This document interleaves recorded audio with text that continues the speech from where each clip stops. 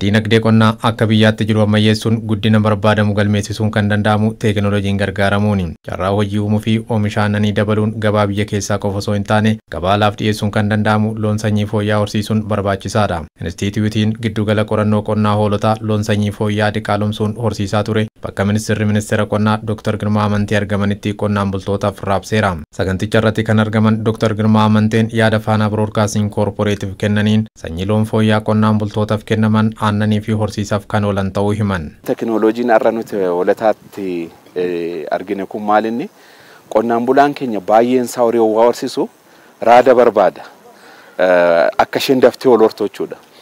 Kanaaf kana dura mala namaatiif diqaalomsuun kana dura ture sun yoo ati kennite 50-50 dha carraansaa jibichaaf raadni dhalachuunsaa jechuudha.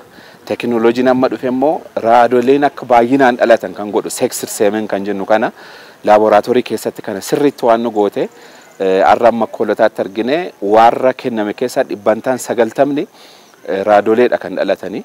Qonnaan bultoonni loon sanyii fooyya'aa argatan carraa argatanitti gammaduunii fi loon kanaafis kunuunsa taasisuun aannan gabaaf akka dhiyeessan himan. Horii fooyya'aa kana arganne waan ta'eef horii kana kan arganne kana itti fayyadamaaf jechuudha. Itti fayyadama aannanii kana waan ta'eef aannan kana horii fooyya'aa kana fudhannee aannan gaarii irraa argannee gabaadhaaf illee akka dhiyeessinu jechuudha. Gabaadhaaf illee akka dhiyeessinu gabaarraa feetirree ollaan keenyas ta'e biyyaaf illee booda babal'isnee tajaajila guddaa akka itti argannuuf jechuudha. Maatii keenya irraa akka ittiin guddisnuuf horii fooyya'aa kana dhaabbanni kun nu dhiyeessee jechuudha. Moo maaddii guutuudhaan hirmaachuuf gaafa walitti nu qabaman gandarraa calalanii nu dabarsan. Gaafa gandarraan calalanii nu dabarsan akka adda dureetitti dabarree carraan horii kanaa nu ba'e horii abashaa qabnaa iyyuu turre horii abashoonni sun aannan gahaan kennan. Aannan kana immoo horii fooyya'aa kana immoo horii gaarii ta'e kana filatamee kan fudhanne kana aannan gahaa kana arganne ofis jijjiirree maatii keenyas ittiin guddifannee aannan kana akka gurguruudhaaf magaala keenya firree akka aannan babal'isnuuf carraa kana arganne baay'ee isaan galateeffannas.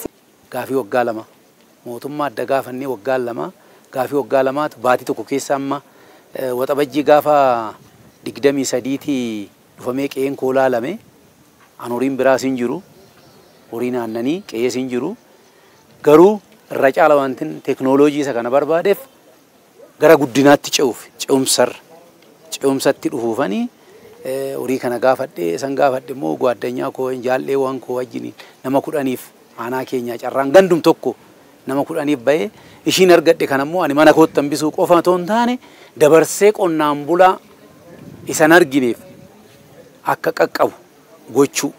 Daayirektarri Inistituutii qorannoo qonnaa hoolotaa obbo Gammachuu Qananii loon qonnaan bultootaaf raabsaman bu'aa gaarii akka kennan himaniiru. Naannoo aannan ishiin kennitu baay'ee xiqqaadha, gadi bu'aadha. Liitira takkaaf walakkaafaadha. Hoo baay'ate liitirii 3 kennuu hin danda'u ta'a kunuunsaa godhamuni. Horiin asii ba'an immoo isa faanaa hoolaalamu akkuma dhiiga isaa yeroo tokko horiin diqaalaan kuni dhiigni fooyya'aan itti baay'ates jira, kan xiqqoon keessa jirus jira, kan immoo jidduu kana jirus jira.